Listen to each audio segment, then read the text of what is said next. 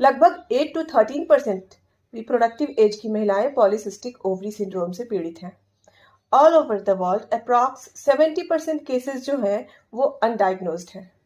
It means जिन महिलाओं को polycystic ovary syndrome है उसमें से 70% को ये पता ही नहीं है कि वो पॉलीसिस्टिक ओवरी सिंड्रोम से पीड़ित है। Hello everyone, I am doctor Afia. Welcome to my channel health and beauty with naturopath.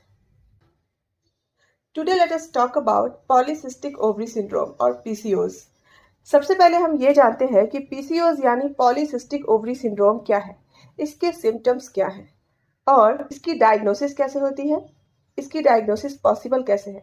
फिर जानेंगे क्या सारी महिलाएं जो पीसीओएस से पीड़ित हैं वो कभी माँ बन सकती है, क्या वो नेचुरली प्रेग्नेंट नहीं हो सकती, और नेचुरली कंसीव करने के लिए यानी नेचुरल तरीके से प्रेग्नेंट होने के लिए उन्हें क्या करना चाहिए। तो चलिए जानते हैं। पॉलीसिस्टिक ओवरी सिंड्रोम एक कॉमन हार्मोनल कंडीशन है जो रिप्रोडक्टिव एज की महिलाओं में होती है। ये यूजुअली स्टार्ट होती है एडोलेसेंस में, बट इसके सिम्टम्स टाइम के साथ बदलते हैं। पीसीओएस में पीरियड्स इरेगुलर हो जाते हैं। ये हार्मोन को इम्बैलेंस करता है।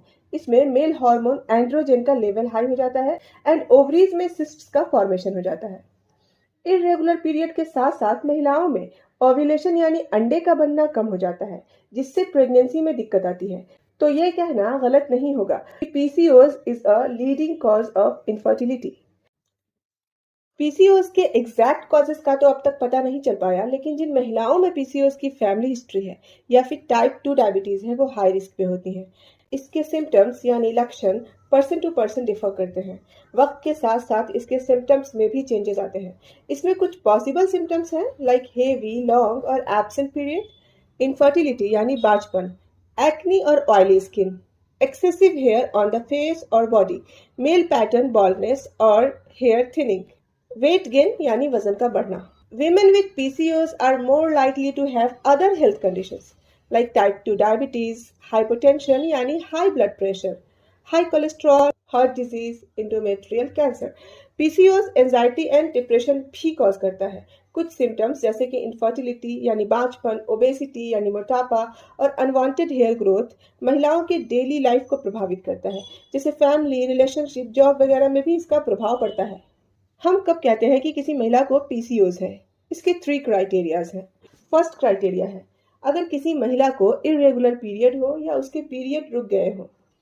सेकंड क्राइटेरिया है अगर उसके शरीर में मेल हार्मोन एंड्रोजन की मात्रा बढ़ गई हो और इस वजह से उसे सिम्टम्स आ रहे हो लाइक बॉडी पे या फेस पे excessive hair growth, acne, pimples वगैरह, या फिर ब्लड में टेस्टोस्टेरोन के लेवल का बढ़ना। एंड थर्ड क्राइटेरिया है कि अल्ट्रासाउंड स्कैन में पॉलीसिस्टिक ओवरीज का आना। इन 3 में से जब किसी महिला को 2 क्राइटेरिया रहते हैं तो उसे पीसीओएस कहा जाता है। तो पीसीओएस डायग्नोज होने के लिए इन 3 क्राइटेरिया में से अगर 2 भी है तो उस महिला को पॉलीसिस्टिक ओवरी सिंड्रोम यानी पीसीओएस है। अब जिन महिलाओं को पीसीओएस है उनके मन में कई सवाल आते हैं और उसमें सबसे ज्यादा परेशान करने वाला और पूछा जाने वाला सवाल है कि क्या वो कभी प्रेग्नेंट हो सकती है, क्या वो माँ नहीं बन सकती, अगर वो प्रेग्नेंट होंगी भी तो क्या वो नेचुरली कंसीव कर पाएंगी, क्या उसे कंसीव करने के लिए हार्मोनल इंजेक्शन, आईयूआई या आईवीएफ का सहारा लेना पड़ेगा। तो आज मैं आपके इन सवालों को भी क्लियर करूंगी। सबसे पहले मैं आपको बता दूं कि हर वो महिला जिसको पीसीओएस है जरूरी नहीं कि उसको ओव्यूलेशन नहीं हो रहा। ये बात सच है कि 60 to 70% महिलाएं जिनको पीसीओएस है वो ओव्यूलेट नहीं करती, जिससे वो इनफर्टिलिटी का शिकार होती हैं। लेकिन कुछ महिलाएं ऐसी भी हैं जिसे पीसीओएस तो है लेकिन वो ओव्यूलेट करती हैं, तो ऐसी महिलाएं आसानी से कंसीव कर सकती हैं, उन्हें प्रेगनेंसी में कोई भी प्रॉब्लम नहीं आती। तो सबसे पहले इस एंजाइटी को अपने दिमाग से निकाल दीजिए कि पीसीओएस है तो कंसीव का कोई चांस नहीं। दूसरी बात, अगर आपको पीसीओएस है और साथ में पीरियड्स भी इरेगुलर हैं एंड ओव्यूलेशन प्रॉपर नहीं हो रहा, तो ऐसी कंडीशन में भी कुछ चीजें हैं जो आप खुद करके अपने ओव्यूलेशन को रिज्यूम कर सकते हैं एंड आप नेचुरली मां बन सकते हैं। तो अब ये जानते हैं कि वो क्या चीजें हैं जो आप खुद कर सकते हैं ओव्यूलेशन को रिज्यूम करने के लिए। इसमें आपको 3 मेन चीजों पर फोकस करना है। सबसे पहला है वजन यानी बॉडी मास इंडेक्स। अगर आपका बॉडी मास इंडेक्स 24.9 से ऊपर है यानी 25 to 29.9 के बीच में है तो आप ओवरवेट कैटेगरी में आते हैं, और अगर आपका बीएमआई 30 से ऊपर है तो आप ओबेस कैटेगरी में हैं। बॉडी मास इंडेक्स कैलकुलेट करने के लिए डिस्क्रिप्शन में लिंक दिया है, वहां से आप देख सकते हैं। तो सबसे पहले अगर आपका वजन बढ़ा हुआ है तो उसको कम करना है, लेकिन ध्यान रहे आपको अपना वजन ग्रेजुअली कम करना है। यानी वजन कम करने के लिए अचानक 1 मंथ में 5 केजी या फिर 10 केजी वेट का कम करना बिल्कुल भी सही नहीं है। आपको अपने वजन का 10 to 15% वेट ही लॉस करना है। ये वेट लॉस ग्रेजुअल और सस्टेन्ड होना चाहिए। सस्टेन्ड बहुत इंपॉर्टेंट है क्योंकि जब हमारा वजन कम होता है तब हमारे शरीर में बायोकेमिकल एंड हार्मोनल चेंजेस होते हैं और इसे होने में लगभग 3 मंथ्स का समय लगता है। लेकिन आज के दौर में ज्यादातर महिलाएं योयो डाइटिंग फॉलो करती हैं, यानी इससे बहुत रैपिडली वेट लॉस होता है, फिर कुछ ही दिनों में वो छोड़ देती हैं एंड फिर से वेट गेन हो जाता है। यानी जब तक बॉडी को ये सिग्नल जाए कि वेट कम हुआ है एंड जब तक कुछ बायोकेमिकल बेनिफिट्स दिखे तब तक आपका वजन फिर से गेन हो चुका है। तो जब भी आप वेट लॉस करें, बहुत ज्यादा वेट लॉस एक बार में नहीं करें, ग्रेजुअल सस्टेन्ड वेट लॉस करें तो ही बेनिफिट्स होगी। अब ये वेट लॉस आपको कैसे करना है? सबसे पहले आपको अपने डाइट में सुधार लाने की जरूरत है।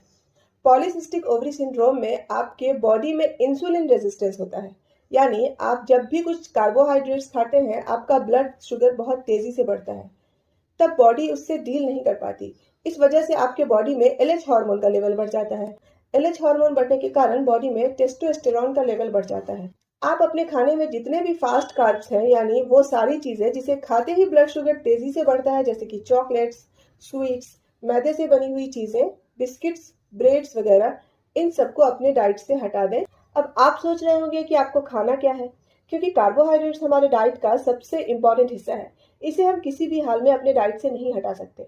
तो आपको खाना है complex carbohydrates like whole grains, millets, wheat flour यानी गेहूं का आटा, मल्टीग्रेन फ्लोर वगैरह आपको खाना है। कम्प्लेक्स कार्बोहाइड्रेट आपके बॉडी में ब्लड शुगर को राइज तो करती है, बट ये स्लो शुगर राइज करती है। इसके अंदर प्री और प्रोबायोटिक्स कंपोनेंट्स होते हैं जो हमारे गट के बैक्टीरिया को हेल्दी रखते हैं। तो आपको स्लो कार्ब्स लेने हैं। कार्बोहाइड्रेट्स को टोटली अपने डाइट से रिमूव नहीं करना है। अगर आप सोचते हैं कि वजन कम करने के लिए कार्बोहाइड्रेट्स के बदले प्रोटीन्स लिया जाए तो यह गलत है, क्योंकि कार्बोहाइड्रेट्स महिलाओं के रिप्रोडक्टिव हेल्थ के लिए बहुत ही इंपॉर्टेंट है। आपको अपने डाइट में कार्बोहाइड्रेट्स के साथ साथ प्रोटीन भी लेना है। एग वाइट, पल्सेस यानी दाल, डेयरी प्रोडक्ट्स, पनीर, सोयाबीन, ये सारे प्रोटीन के गुड सोर्स हैं। प्रोटीन हमारे ब्लड शुगर को बहुत तेजी से राइज नहीं करता, ये हमारे बॉडी में मेटाबॉलिज्म को इम्प्रूव करता है। कार्बोहाइड्रेट्स, प्रोटीन्स के साथ साथ पीसीओएस के पेशेंट को माइक्रो न्यूट्रिएंट्स पे भी ध्यान देने की जरूरत है, like magnesium, chromium, all types of vitamin, zinc, ये सब बहुत इंपॉर्टेंट माइक्रो न्यूट्रिएंट्स हैं। इनकी डिफिशियंसी से पीसीओएस के सिम्टम्स और ज्यादा बढ़ सकते हैं। फ्रूट्स एंड वेजिटेबल्स रोज आपको 5 to 6 सर्विंग्स लेने हैं एंड सैलेड्स आपको अपने डेली डाइट में शामिल करना है। इससे आपके बॉडी में फाइबर की मात्रा अच्छी रहेगी, माइक्रो न्यूट्रिएंट्स सही मात्रा में मिल पाएंगे and this will help your hormonal access for natural conception.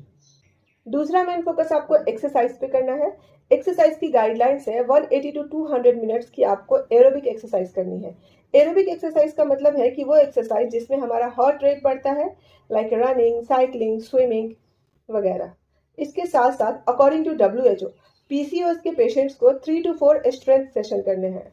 Strength session महिलाएं कई बार नेग्लेक्ट कर देती हैं। उन्हें लगता है कि अगर वो वेट्स करेंगी, मशीन पर वर्कआउट करेंगी तो वो मस्कुलर हो जाएंगी, लेकिन रियल में ऐसा कुछ भी नहीं है। ऐसा करने से आपके मसल्स का प्रोपोर्शन बढ़ता है, इंसुलिन रेजिस्टेंस इंप्रूव होता है एंड ओव्यूलेशन अपने आप होने के चांसेस बढ़ जाते हैं। तो आपको 3 to 4 स्ट्रेंथ सेशन करने हैं टारगेटिंग डिफरेंट बॉडी पार्ट्स। ये है WHO की रिकमेंडेशन। जब हमारा 10 to 15% वेट लॉस होता है तो ज्यादातर केसेस में ओव्यूलेशन अपने आप ही होने लगता है और साइकिल्स रेगुलर हो जाते हैं। बट इस इफेक्ट को देखने के लिए आपको सस्टेन लाइफस्टाइल चेंजेस करने होंगे एटलीस्ट 3 to 6 मंथ्स तक। इसके साथ साथ अगर ये सब करने के बाद भी आपका एग फॉर्मेशन अपने आप नहीं हो पा रहा है तो डॉक्टर ऐसे केसेस में आपको एग फॉर्मेशन की टैबलेट्स देंगे, जिसमें जो फर्स्ट लाइन रिकमेंडेड टैबलेट है अकॉर्डिंग टू WHO वो है लेट्रोजोल। इसको बहुत छोटे डोज में दिया जाता है, लाइक 2.5 या 5 मिलीग्राम की डोज में दिया जाता है, ओनली फॉर 5 डेज एंड 80% महिलाओं को इसी से ओव्यूलेशन होने लगता है। बट ध्यान रहे, बिना डॉक्टर्स के प्रिस्क्रिप्शन के आपको दवा नहीं लेनी है।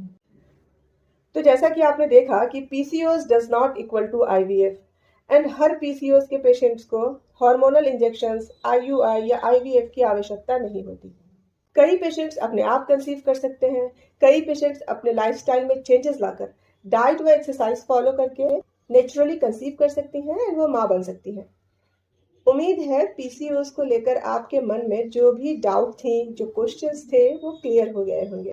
पीसीओएस से जुड़ी और भी इंफॉर्मेशन के लिए आप कमेंट में ज़रूर बताएं।